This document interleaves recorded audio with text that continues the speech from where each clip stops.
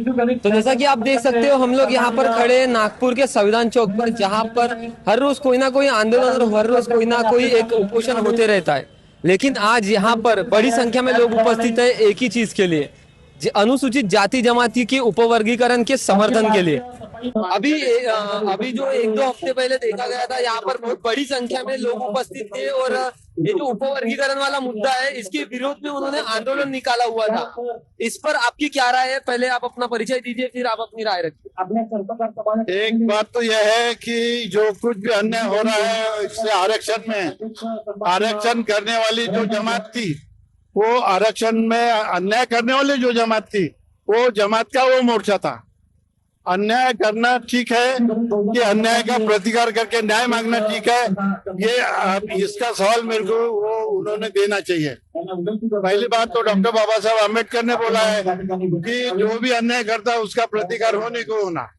अगर प्रतिकार होता है तो वो अन्याय खत्म हो जाएगा। तो वो अन्याय जो हमारे साथ 70 साल में हमको जो कोई अन्याय हमको मिलने नहीं दिया, एक ही वर्ग ने खाया है, वो अभी नहीं चलेगा। हमारा भी हक हमको मिलना चाहिए, इसलिए हमने ये मोर्चा निकाला है। किसी के विरोध में हमारा मोर्चा नहीं है।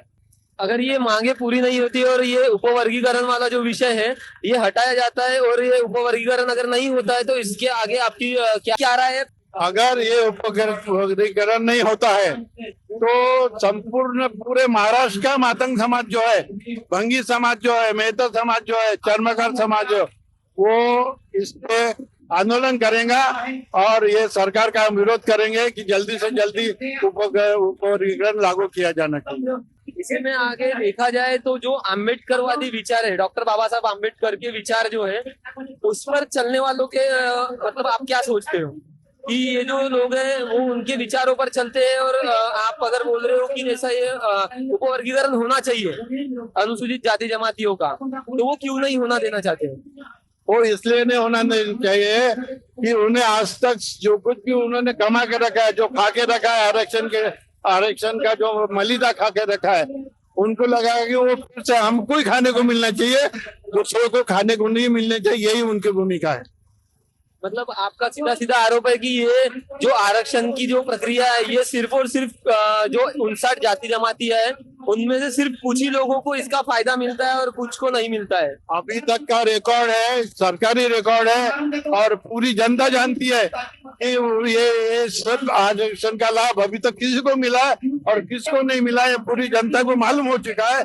इसलिए अभी उनका जो था, जो क्या बोले तो उनका जो ये खाया हुआ है वो बाहर निकलने वाला है करके वो विरोध कर रहे हैं। तो अभी हफ्ता भर पहले यहाँ पर बहुत बड़ा मोर्चा देखा गया था, जिसमें मतलब हजारों की संख्या में लोग यहाँ पर उपस्थित थे उपवर्गीकरण को हटाने के लिए। उपवर्गीकरण जो हो रहा है उसके विरोध में, तो आपको क्या लगता है कि क्यों ये जो 59 जाति जमाती है उनका उपवर्गीकरण होना चाहिए? ये इस पर आपकी क्या राय है? उपवर्गीकरण जरूर होना चाहिए, क्योंकि जो 59 कास्ट है उनमें से कुछ ही जातियों को जो है बेनिफिट्स मिलते हैं, जैसे कि बहुत सारी पॉलिसीज निकलती है उसके बारे में। ऐसे अनेक जातियां हैं जिनको कोई भी अवेयरनेस नहीं होती है, पर इन सबको अवेयरनेस करने के लिए छोटे छोटे शिविर होने चाहिए, पॉलिसीज निकलनी चाहिए, उनको अवेयर करना चाहिए इन सब चीजों के लिए। इसलिए ये सब क्लासिफिकेशन होना जरूरी है। तो मैं चाहूंगी कि उपवर्गीकरण जरूर होना चाहिए। ये सिर्फ जातियों के आरक्षण के लिए या फिर यहाँ पर महिला जो होता है वुमेन एम्पावरमेंट, ये भी कहीं मुद्दा आप उठाने वाले हो आगे इसमें? हाँ जरूर, वुमेन एम्पावरमेंट भी होना चाहिए, क्योंकि जैसे महिला है आज वो भी अपने अलग अलग जो फील्ड है उसमें अपनी जो स्ट्रेंथ है उसको बढ़ा रही है, पावर को बढ़ा रही है, इंटेलिजेंट को बढ़ा रही है। अभी आप देख सकते हैं कि लड़कों से ज्यादा लड़कियां ही है जो आगे बढ़ रही है। तो वुमेन एम्पावरमेंट का मुद्दा भी हम जरूर उठाएंगे। अभी इनका जो मुद्दा है वो कुछ दिन पहले जो आंदोलन हुआ था और बहुत बड़ी संख्या में वहां पर भी लोग आए थे जिन्होंने इस जो उपवर्गीकरण को विरोध जताया था। तो इसी आंदोलन का क्या मुद्दा है और इसमें उपवर्गीकरण क्यों करना चाहिए, ये इनसे जानते हैं कि ये आंदोलन कितना ज्यादा इम्पोर्टेंट है और कितना ज्यादा मतलब इस आंदोलन का महत्व है इनके इसमें। तो भैया, ये जो अनुसूचित जाति का लक्ष्यवेधी महामोर्चा है, इसमें जो ये अनुसूचित जाति जमाती का जो उपवर्गीकरण करने के लिए आप समर्थन में आए हो, इसके बारे में आप क्या कहना चाहोगे आगे? सुप्रीम कोर्ट का जजमेंट है 1 अगस्त 2024 का, और उसमें उन्होंने स्पष्ट कहा है कि अनुसूचित जाति का कैटेगराइजेशन करो, और इसका आधार लेके तेलंगाना में, कर्नाटक में, आंध्र में, पंजाब में, हरियाणा में, इन 5 स्टेट में लागू किया है।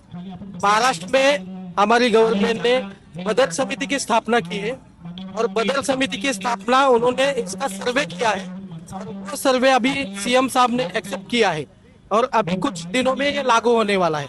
लेकिन यहाँ पे जो एससी कैटेगरी में जो जिनका उद्धार हुआ है, जो प्रगत जात है, वो आगे आकर हमारा विरोध करेंगे, और इस विरोध का सरकार को अगर सरकार ने इनकी नहीं सुननी चाहिए, इसलिए हम सरकार के समर्थन में, इस सरकार के साथ खड़े रहने के लिए ये रिजर्वेशन की मांग लेके हम यहाँ पे मोर्चा निकाले। तो जैसा कि अभी कुछ दिनों पहले यहाँ पर एक आंदोलन हुआ था और बहुत बड़ी संख्या में लोग यहाँ पर उपस्थित हुए थे, ये जो उपवर्गीकरण का मुद्दा है इसको हटाने के लिए, इसके विरोध में, इस पर आपकी क्या राय है?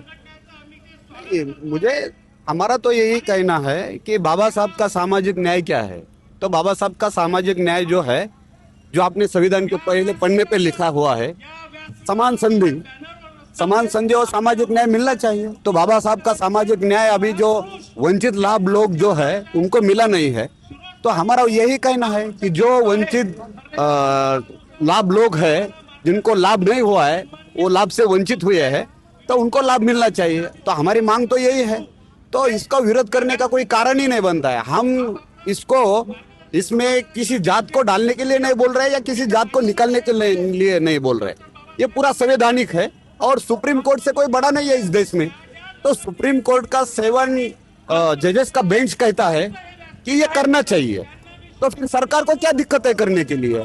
5 राज्य में तो हो चुका है, कर चुके हैं। 5 राज्य में तो कोई आंदोलन नहीं कर रहा है, कोई मोर्चा नहीं निकल रहा है। लेकिन महाराष्ट्र को शिव फुले शाहू बाबा साहब अण्णाभाऊ साठे का महाराष्ट्र कहते हैं।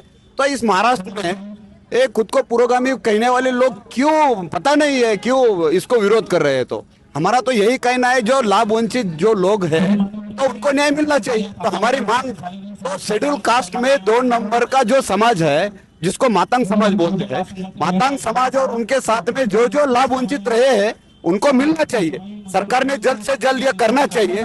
अगर नहीं किया तो आने वाले समय में 29 को सरकार को हम भी दिखाएंगे हमारी ताकत क्या है। तो संवैधानिक स्वरूप से और लोकशाही में हमारा जो वोट का अधिकार है, वोट के अधिकार से हम इस सरकार ने अगर जल्दी से जल्द लागू नहीं किया तो इस सरकार गिराने में सबसे ज्यादा ताकत मातंग कम्युनिटी यहाँ की लगाएंगे। तो ये था यहाँ के अनुसूचित जाति जमाती के जो आंदोलन हो रहा था, उनके विचार, और उन्होंने बताया कि किस तरीके से ये आंदोलन क्यों किया जा रहा है और इस आंदोलन करने के पीछे उनकी क्या वजह थी। कैमरामैन प्रवीण सूर्यवंशी के साथ में अनुराग नंद किशोर शिंदे, नागपुर TV 24।